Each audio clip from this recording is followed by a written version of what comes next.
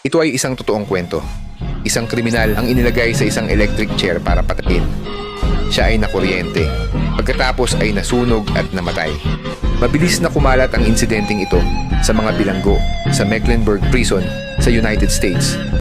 Inakala ng 6 na bilanggo na ganun din ang mangyayari sa kanila. Paulit-ulit na lumitaw sa kanilang isipan ang nakakatakot na eksena ng electric chair.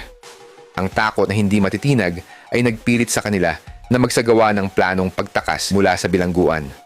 Matapos ang mahigit 1 taon ng pagpaplano, nagpasya ang 6 na bilanggo na gawin ang planong pagtakas noong May 31st, 1984. Sa araw na yon, dinala sila pabalik sa selda ng 2 guwardiya pagkatapos maglaro ng bola. Pagbukas pa lang ng pinto ay nagkunwaring nag-away ang dalawa at nakipagbuno sa isa't isa. Matagumpay na nakuha ng dalawa ang atensyon ng mga guwardiya. Sa kaguluhan, tahimik na nagtago si Clanton sa CR. Matapos pakalmahin ng mga guwardiya ang laban, hindi nila napansin na ang isang tao ay wala.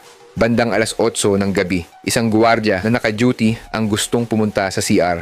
Sinubukan niyang buksan ang pinto ng CR, ngunit nakita niyang sira ang lock ng pinto. Dahil madalas sira ang pinto nitong CR, sanay na sila. Pero sa totoo lang, hindi naman nasira ang lock. Si Clanton na nagtatago sa loob ay pinipigilan ang pagbukas ng pinto. Ayon sa mga regulasyon, kung may nakitang problema, dapat itong iulat kaagad sa maintenance. Ngunit ang mga tao ay may 3 kagyat na pangangailangan, kaya nagpasya siyang sa labas na lang magbanyo. Isang preso ang sadyang naghintay ng isang prison guard sa selda. Kinatok niya ang salamin ng bintana sa control room at humiling sa guwardiya na tumulong sa paghahatid ng libro. Ang kahilingang ito ay karaniwan sa bilangguan. Walang alinlangan na umalis ang guwardiya sa control room. Ang mga guwardiya ay may masamang nakasanayan na kapag umalis sa control room, akala nila ay may isa pang pinto sa harap na maaaring humarang sa mga bilanggo. Upang mapadali ang pagpasok at paglabas, ang mga guwardiya ay karaniwang nasa kalahati lang ang pagsasara ng pinto sa control room. Ang kapabayaang ito ay matagal nang napagmasdan ng mga bilanggo, kaya ito ang naging pangunahing punto ng kanilang planong paglusob. Nang dumating siya para kunin ang libro, sinabi ng bilanggo na salamat. Kasabay nito, ang pasasalamat na ito ay naging hudyat din kay Clanton. Agad na tumakbo palabas si Clanton na nagtatago sa banyo at saka sumugod sa control room para buksan ang pinto ng selda.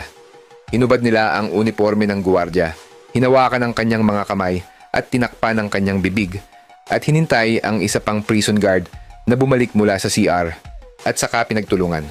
Matapos makontrol ang 2 guwardiya, nagpatuloy sila sa susunod na hakbang. Ang agawin ang pangunahing control room gaya ng plano. Pinilit sila ng mga bilanggo na tawagan ang mga kalapit na guwardiya ng bilangguan at ginamit nila ang paraan ng paghihintay ng pagkakataon na dumating at matagumpay na naalis ang lahat ng mga hadlang sa selda. Pagkatapos ay pinilit nila ang isang guwardiya ng bilangguan sa antas ng pamamahala. Natawagan ang taong naka-duty sa pangunahing control room at malapit nang pumalit sa kanyang shift ang 2 prison guard. Pagkatapos, 2 bilanggo na nakasuot ng uniforme ng prison guard ang pumunta sa main control room, kung saan isang tao lang ang naka-duty. Nakita niya sa malayo ang 2 huwad na guwardiya ng kulungan at walang anumang hinala na binuksan ang pinto. Nang lapitan ng 2 peking prison guard ang naka-duty, napagtanto niyang hindi pamilyar ang mukha ng 2 lalaki. Ngunit huli na ang lahat. Ang taong naka-duty ay napagtulungan na ng 2 bilanggo. Ang susunod na hakbang ay pag-isipan kung paano makatakas mula sa gate ng bilangguan. Napakahigpit ng pamamahala sa gate at ang mga guwardiya ay nagtutulungan. Gayunpaman, ang mga ito ay hindi isang problema para sa kanila.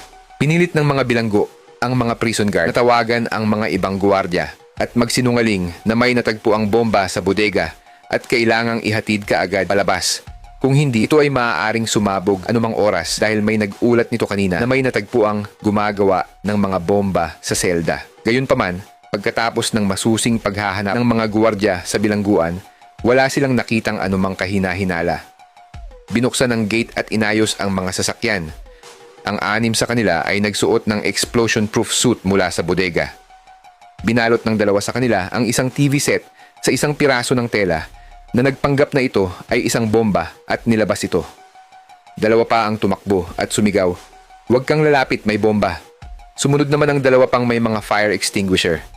Sa ganitong paraan, naloko nila ang lahat at matagumpay na nakaalis sa gate ng bilangguan. Ngunit ang kanilang kalayaan ay hindi nagtagal. Matapos ang pagtakas, Hindi sila nakagawa ng magandang follow-up plan para sa kanilang paglaya. Makalipas ang mahigit 10 oras, hindi man lang nagpalit ng damit sina Clanton at Peterson nang tumakas sila. Nagpatuloy si Tadel sa paggawa ng mga krimen, pagnanakaw ng mga sasakyan at pagnanakaw sa daan. Siya ay inaresto noong Hunyo 8 sa pagnanakaw sa isang tindahan. Nagtago si Jones sa kagubatan at nagutom. Nakagat siya ng lamok at nagkaroon ng emotional breakdown.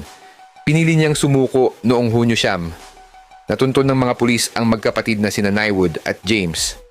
Noong ika-11, silang dalawa at isang grupo ng mga tao ay naaresto habang nagpa-party sa garahe dahil binanggit ng kanilang mga kamag-anak ang kanilang mga lokasyon. Sa katunayan, ang nagpasimula ng planong ito ay isa pang bilanggo na hindi nakatakas. Si Dennis Stockard ay orihinal na nagplano na tumakas mula sa bilangguan kasama ang 6 na iba pang mga tao. Ngunit dahil ang kanyang kaso ay nasa ilalim pa rin ng apela, sinabi sa kanya ng kanyang abogado na malaki ang posibilidad na mabago ang kanyang sentensya, kaya pinili niyang manatili sa bilangguan. Gayunpaman, natalo siya sa kaso at bilang resulta, silang 7 ay hinatulan ng kamatayan at 6 sa kanila ay sinintensyahan sa electric chair.